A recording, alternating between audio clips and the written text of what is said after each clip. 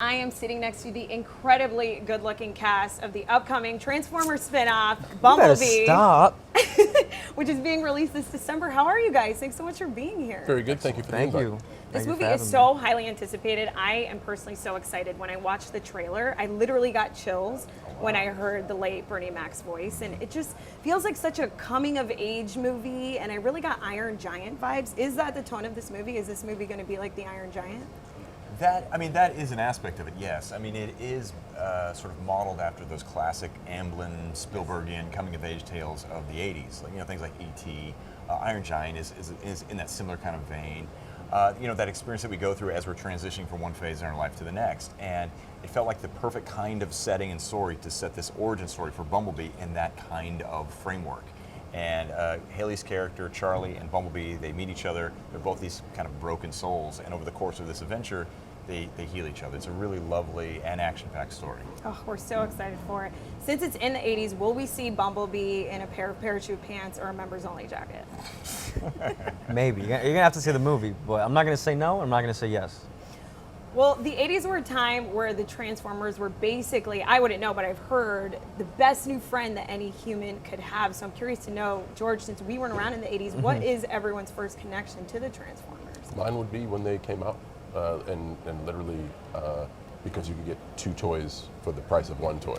Right. So with 4 brothers and a very busy household and everyone trying to get what they could, with Transformers you could literally have 2 toys for 1 toy. So I can vividly remember wanting Transformers for that reason. Right. Yeah, for me it was Transformers Armada, which was, I think, the second version of the TV show. That one didn't have Bumblebee, but it had Hotshot. Right. So when the movies came out, I was really super confused.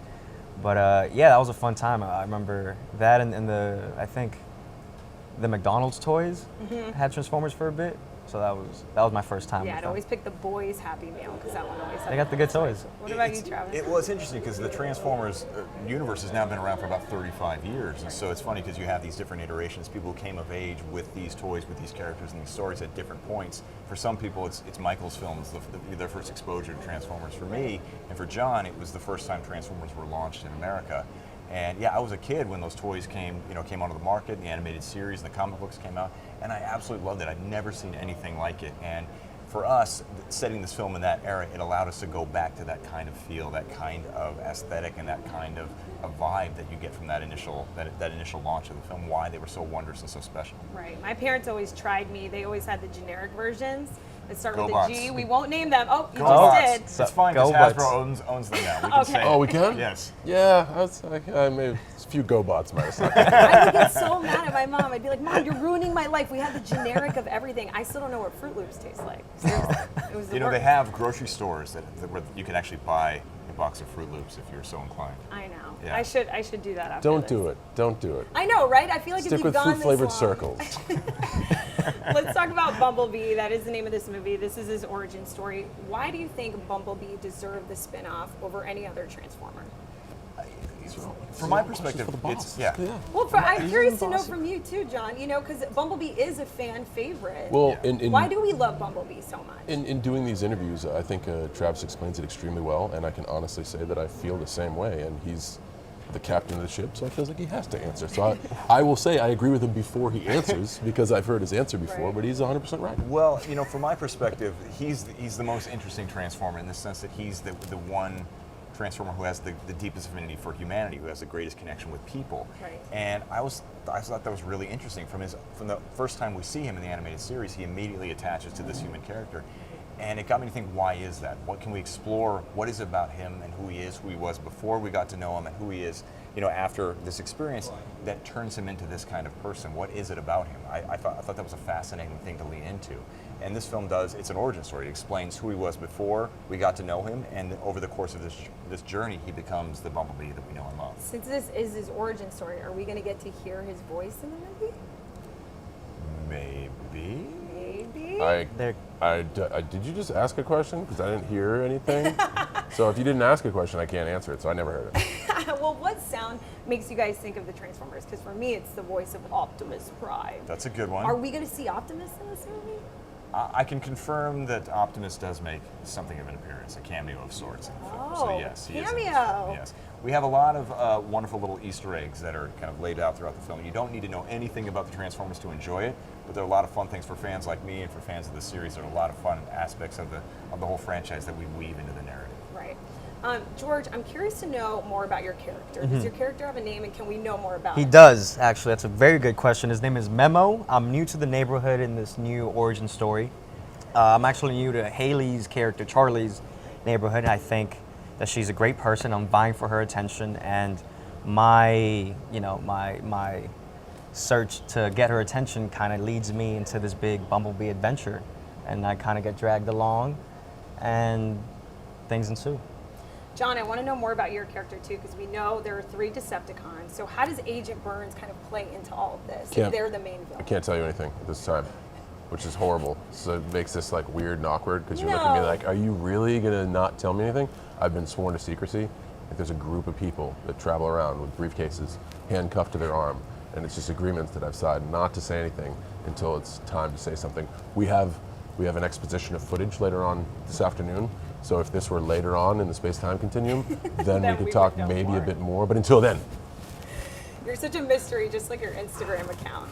Travis, this is obviously first live action without Michael Bay. First live action without Michael Bay. So I need to know who was more of a diva on set, John Cena or Bumblebee? Well, considering the fact that Bumblebee was never on set, he actually is a CG animated character. Magic. I guess it would have to be John. no, I will would it take that not? claim. I was definitely more of a diva on set. Yes. Was it fun for you to play a villain since you've never really played a villain, not even in WWE? I can't confirm nor deny that I am playing neither a villain nor a hero. I don't even know if I have a part in this picture. I just wandered into this room and You you just told me to sit wandered down. in. All right, well, thank you guys for tuning in. You'll have to wait to see the movie to find out all the answers to these questions. But seriously, thank you guys so much. We are so excited for this movie, Bumblebee, first spin-off of Transformer, coming out this December. Thanks, guys. I'm sitting next to the beautiful Hailee Steinfeld, Hello, who is thank the you. first female lead in the first Transformers spin-off, Bumblebee, set to release this December. Yes. Haley, how does that feel to be the first female lead of a Transformers movie? Well, when I hear it out loud like that, it's pretty insane. I feel very fortunate to have been given the opportunity to play this role of this character, Charlie Watson, in Bumblebee. She really, she's really a special character. She's got a lot to say and unique ways of saying it. So I'm excited for people to meet her. Can you tell us more about Charlie aside from is she more of like a tomboy? Yeah, she's a definitely mechanic. more of a tomboy. She really is your typical sort of misunderstood teenager, and there's this freedom that she absolutely craves, and basically finds her way into that, and that's through a car. And then obviously that car turns into something other than a car, and there's this budding friendship and journey within all of that. So, She plays a mechanic, so how are you with cars in real life? How are your driving skills? well, I will say my brother is a mechanic and a Oh.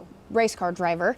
So I was like, how do I put this lightly? But no, that's what he does. So he was on set with me when I made this movie, and I constantly was calling him and to set to help me with lines and make sure that he could explain. And there was at one point he was like printing out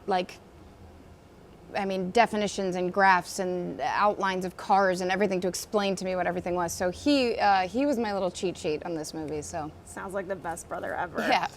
Do you have a love interest in this film? that part I'm not going to tell you.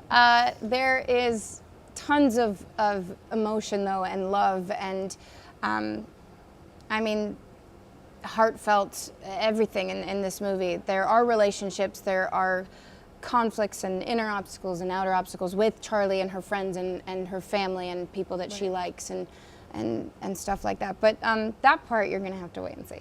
I'm so excited because it seems like there's way more emotion in this movie than what we're used to. How is this movie stylistically different from the Transformer movies we've seen in the past? Well, you said it perfectly just then. It has a lot of emotion. It's it's an origin story, and it's very character driven and storyline driven, and it all stems around this girl and who she is and her family and her way of finding who she is in life.